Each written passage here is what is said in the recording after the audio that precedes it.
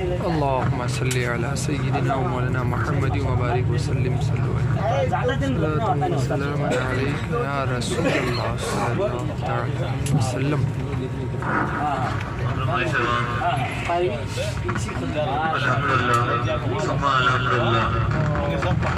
آگے جو ہمارا سفر ہے، آگے جو ہماری زیارت ہے وہ ہے مسجد قبلتین. مسجد قبلتین. قبلہ رخ کو کہتے ہیں، تین دو کو کہتے ہیں. قبلتین دو قبلوں والی مسجد ہے. ہمارا جو پہلا قبلہ تھا، قبلہ اول بیت المقدس مسجد اقصی فلسطین میں ہے. ابھی جو ہمارا حاضر قبلہ ہے بیت اللہ شریف مکہ المکرمہ میں ہے. اللہ کے نبی 17 مہینے بیت المقدس کی طرف منہ کر کے اپنی نمازیں پڑھاتے رہے، عبادات کرتے رہے. تو یہودی آپ حضور صلی اللہ علیہ وسلم کو تانے دیا کرتے تھے کہ دعویٰ تو محمد صلی اللہ علیہ وسلم ہونے کا کرتے ہو اور قبلہ ہمارا استعمال کرتے ہو. ہم بھی اسی طرح منہ کر کے اپنی عبادات کرتے ہیں، آپ بھی اسی طرح منہ کر کے اپنی نمازیں پڑھاتے ہو، تو آپ کے اور ہمارے مذہب میں کوئی فرق نہیں ہے. گویا آپ کا اور ہمارا مذہب ایک ہے. اللہ کے نبی کو ان کی یہ بات بہت ناخوشگوار لگتی. اللہ کے نبی دل میں خیال فرماتے یا اللہ میرا اپنا قبلہ ہو اور قبلہ بھی خانہ کعبہ ہو. ایک روایت میں آتا ہے کہ اللہ کے نبی اسی قبلتین والے مقام پر تھے. 4 رکعت والی نماز تھی. ظہر کا وقت تھا یا عصر کا وقت تھا. آپ 2 رکعت پڑھا چکے تھے اور 2 رکعت باقی تھی، اور جبریل امین وہی لے کر آتے ہیں اور عرض کرتے ہیں اللہ کے نبی آپ کا دل میں خیال فرمانا اللہ کو پسند آیا، آپ اپنی مرضی کا قبلہ چن لیں. تو آپ حضور صلی اللہ علیہ وسلم نے اپنا رخ انور، چہرہ انور بیت المقدس سے ہٹا کر بیت اللہ کی جانب کر لیا. آپ حضور صلی اللہ علیہ وسلم صفوں کو چیرتے ہوئے جو پہلی صف تھی وہ آخری بن گئی، جو آخری صف تھی وہ پہلی بن گئی. آپ حضور صلی اللہ علیہ وسلم کے پیچھے 10 صحابہ کرام ایسے تھے جنہوں نے بنا سوچے سمجھے اپنا قبلہ تبدیل کر لیا تھا. ان 10 صحابہ کرام کو جنت کی خوشخبری اس دنیا میں دی گئی. 10 مبشرہ کا لقب ان کو اسی دنیا میں دیا گیا. تو محترم بھائی صاحبان انشاءاللہ مسجد قبلتین میں جائیں گے، 2 رکعت نماز نفل تحیت المسجد ادا کریں گے اور مسجد کی زیارت کریں گے اور 2 رکعت شکرانے کے ادا کریں گے کہ یہ وہ مقام ہے جہاں پر ہمیں ہمارا قبلہ بیت اللہ شریف ملا ہے. اور جو ہمارے مرد حضرات ہیں ان کے لیے قبلہ اول کی نشانی ہے اس مسجد میں. آپ لوگ جیسے مسجد کے اندر داخل ہوں گے، جو مسجد کا ممبر ہوتا ہے، محراب ہوتا ہے، اس سے واپس پیچھے مڑ کر دیکھیں گے آپ کو مسجد کی دیوار کے اوپر ایک مصلی بنا ہوا نظر آئے گا، جو اس بات کی نشاندہی کر رہا ہے جو ہمارا پہلا قبلہ تھا اس کا رخ اس طرف ہے، جو ابھی ہمارا حاضر قبلہ ہے اس کا رخ اس طرف ہے. جو پہلی صف تھی وہ آخری کیسے بنی، جو آخری صف تھی وہ پہلی کیسے بنی. جو ہماری عورتیں ہیں، لیڈیز ہیں، ان کے لیے یہ نشانی ہے اس مسجد کے 2 گنبد ہوں گے. ایک کا رخ بیت اللہ کی جانب ہے، ایک کا رخ بیت المقدس کی جانب ہے. جس کا رخ بیت اللہ کی جانب ہے اس کے اوپر سب سے زیادہ کبوتر بیٹھے ہوں گے، اور جس کا رخ بیت المقدس کی جانب ہے وہ خالی پڑا ہوگا، اس کے اوپر چند کبوتر بیٹھتے ہیں نہیں تو وہ خالی رہتا ہے. یہ نظارہ چل کر انشاءاللہ آنکھوں سے دیکھیں گے. مسجد قبلتین تھوڑی دیر کا یہ ہمارا سفر ہے. اور محترم بھائی صاحبان جو بھی حاجی صاحبان حج کے لیے آتے ہیں یا عمرہ کرنے کے لیے آتے ہیں، اللہ پاک نے عرب کو کچھ تبرکات سے، کچھ تحفوں سے نوازا ہے جو عرب کی سرزمین پر پائے جاتے ہیں، پوری دنیا میں آپ کو کہیں نہیں ملتے. چند تحفے ہیں، چند تبرک ہیں عرب کے. ایک تحفہ ہے، تبرک ہے مکہ المکرمہ کا. مکہ المکرمہ کا جو تبرک ہے، تحفہ ہے، وہ ہے آب زمزم. زمزم کا پانی. زمزم کا پانی آپ کو پوری دنیا میں کہیں نہیں ملتا سوائے مکہ المکرمہ کے. مدینہ حرم کے لیے بھی جتنی پانی آتا ہے یہ ٹینکیوں میں بھر کے لے آتے ہیں، اٹھا کر لے جانا پڑتا ہے. یہ اللہ پاک کی قدرت ہے. اور دوسرا تحفہ ہے، تبرک ہے مدینہ المنورہ کا. مدینہ المنورہ کا جو تبرک ہے، تحفہ ہے، وہ ہے عجوا کھجور. عجبہ کھجور مدینہ کی حدود کے اندر ہی اگتی ہے، مدینہ کی حدود سے باہر نہیں۔ مکہ پاک میں اللہ کا گھر ہے، کعبہ ہے، تو وہاں پر بھی نہیں ہوگی۔ یہ اللہ پاک کی قدرت ہے، یہ مدینہ المنورہ کا تحفہ ہے، مدینہ المنورہ کا تبرک ہے۔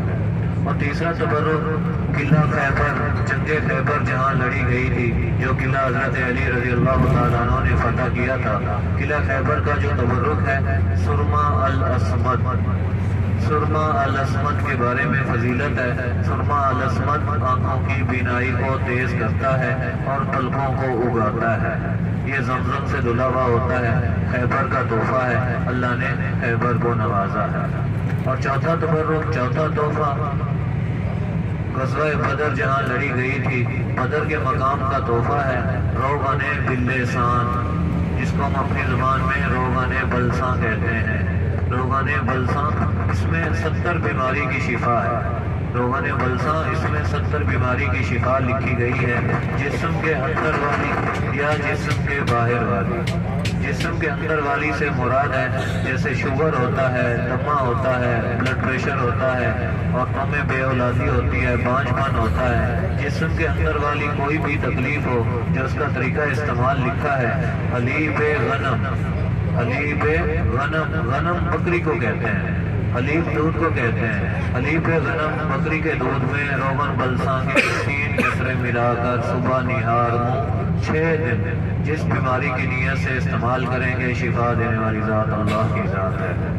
جسم کے باہر والی کوئی بھی تکلیف ہو، جسم کے باہر والی سے مراد ہے جیسے فالج ہوتا ہے، کوئی وجود کا حصہ کام نہیں کرتا، جوڑوں کا درد رہتا ہے، الرجی رہتی ہے، سر کے بال اترتے ہیں، جسم کے باہر والی کوئی بھی تکلیف ہو، جو اس کا طریقہ استعمال ہے، آدھا چھٹان زیتون کا تیل، آدھا چھٹان 20 گرام کو کہتے ہیں، آدھا چھٹان زیتون کا تیل، اس میں 3 قطرے روغن بلسان کے ملا کر وجود کے جس حصہ کی مالش کرنی ہے، اس کے اوپر پھر ہلکا سا کپڑا لپیٹ دینا ہے۔ شفا دینے والی ذات اللہ کی ذات ہے۔ یہ چند تبرک ہیں عرب کے۔ آپ حاجی صاحبان عرب سے جو چیزیں لے جاؤ آپ کی مرضی ہے، لیکن عرب سے وہ چیزیں لے جاؤ جس کی نسبت عرب سے ملتی ہے، جو چیزیں ہمارے ملکوں میں نہیں پائی جاتی۔ اور محترمہ صاحبان، یہ روغن بلساں یہ طاقت کے لیے بھی استعمال کرتے ہیں۔ یہ عرب کے سعودی لوگ جتنی لوگ ہیں، یہ طاقت کے لیے اپنے گھروں میں یہ چیزیں استعمال کرتے ہیں۔ تو محترمہ صاحبان، یہ چند تبرک آپ حاجی صاحبان عرب سے جو چیزیں لے جاؤ آپ کی مرضی ہے۔ اور مسجد قبلتین پہنچنے والے ہیں، ہم نے یہاں پر 2 اور 2 4 رکعت نماز ادا کرنی ہے۔ 2 رکعت نماز نفل تحیت المسجد اور 2 رکعت شکرانے کے ادا کرنے ہیں۔ کسی اماں کو، کسی بابا کو تحیت المسجد کا لفظ زبان پر نہ آئے، 2 رکعت نماز نفل ارادہ مسجد قبلتین یہ ادا کریں گے اور 2 رکعت شکرانے کے ادا کریں گے۔ یہ 4 رکعت نماز ادا کر کے واپس اپنی گاڑی میں آئیں گے۔ اور یہاں پر جو مسجد کی ترتیب ہے، عورتوں کی جگہ الگ ہے، مردوں کی جگہ الگ ہے۔ پہلے اپنی لیڈیز کو، اپنی عورتوں کو ان کی نماز کی جگہ پر مرد حضرات پہنچائیں گے اور واپسی پر ان کو اپنے ساتھ ہی لے کر آئیں گے۔ اور یہاں پر بھی 20 منٹ 25 منٹ کا آپ لوگوں کے پاس ٹائم ہوگا، کیونکہ ابھی وضو بھی ہے تمام حاجیوں کا، وضو بھی آپ نے شہدائے احد پہ کیا ہے، تو جتنی جلدی ہو سکے اپنی گاڑی میں واپس آئیں تاکہ ہم اپنی ساری زیارات بھی مکمل کریں اور انشاءاللہ ظہر کی نماز کے لیے بھی مسجد نبوی پہنچیں، کیونکہ مسجد نبوی کی ایک نماز کا ثواب 50,000 نماز کے برابر ہے، اور خانہ کعبہ کی ایک نماز کا ثواب 1,00,000 نماز کے برابر ہے۔ تو آپ لوگ جتنے دن مدینہ میں ہو کوشش کریں اپنی فرض نمازیں مسجد نبوی میں ادا کریں۔ یہاں پر کوئی شکلوں سے، کوئی پیسوں سے نہیں آتا، یہاں پر کوئی شکلوں سے، کوئی پیسوں سے نہیں آتا، یہاں پر وہی آتے ہیں جن کو اللہ کی قبولیت ہوتی ہے اور سرکار کا بلاوا ہوتا ہے، اس کو اپنے گھر کی حاضری نصیب ہوتی ہے۔ اور یہاں پر آپ لوگ جتنے دن ہو کوشش کرو اپنی فرض نمازیں حرمین شریفین میں ادا کرنے کی عادت ڈالو۔ یہ انشاءاللہ مسجد قبلتین تھوڑی دیر میں ہم پہنچیں گے، مسجد قبلتین میں جائیں گے، 2 رکعت نماز نفل تحیت المسجد ادا کریں گے اور 2 رکعت شکرانے کے ادا کریں گے۔ السلام علیکم، ابھی ہم مسجد قبلتین میں موجود ہیں یہ مسجد قبلتین کے اندر سارے لوگ نماز پڑھ رہے ہیں، 2 رکعت تحیۃ المسجد، 2 رکعت شکرانہ۔ مسجد قبلتین 2 قبلے والی مسجد۔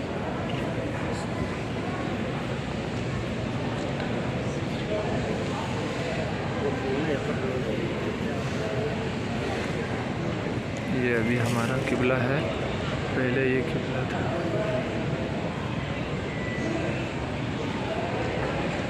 ماشاءاللہ مسجد قبلتین۔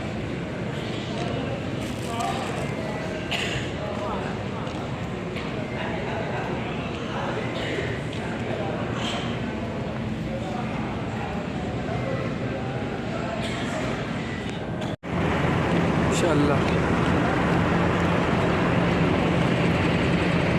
مسجد قبلتین میں ابھی ہم موجود ہیں۔